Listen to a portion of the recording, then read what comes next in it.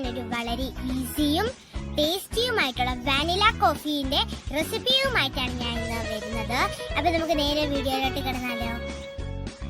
Guys, നമുക്ക് first വേണ്ടത് 1 cup മിൽക്കും 2 ടീസ്പൂൺ കോഫി പൗഡറും ഇച്ചിരി ഐസ് ക്യൂബ്സും 2 ടീസ്പൂൺ പഞ്ചസാരയും.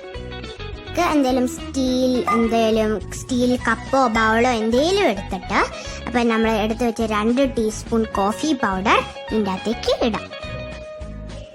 പിന്നെ നമ്മൾ എടുത്ത് വെച്ച 2 ടീസ്പൂൺ പഞ്ചസാരയും ഇടാം. അപ്പം നമ്മൾ എടുത്ത് വെച്ച 1 കപ്പ് മിൽക്കും കൂടെ ആഡ് ചെയ്യും. പിന്നെ നമ്മൾ എടുത്ത് വെച്ച ബാക്കി ഐസ് ക്യൂബ്സും കൂടെ ആഡ് ചെയ്യാം. ഓക്കെ, നമുക്കിനി ഇത് നല്ലപോലെ മിക്സ് ചെയ്യാം. ഐസ് ക്യൂബ്സ് ഒക്കെ മെൽറ്റ് ആവണം.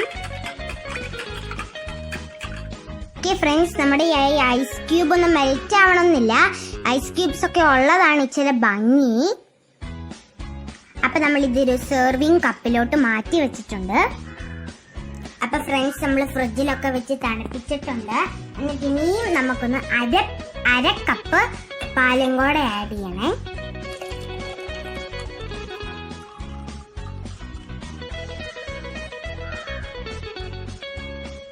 അപ്പൊ ഗൈസ്, നമ്മൾ പാലും കൂടെ ഒഴിച്ച് വേണ്ടി ഇച്ചിരി നേരം കൂടെ ഒന്ന് ഫ്രിഡ്ജിൽ 1 മിനിറ്റോ 2 മിനിറ്റോ ഒന്ന് ഫ്രിഡ്ജിൽ കയറ്റി വെക്കണം.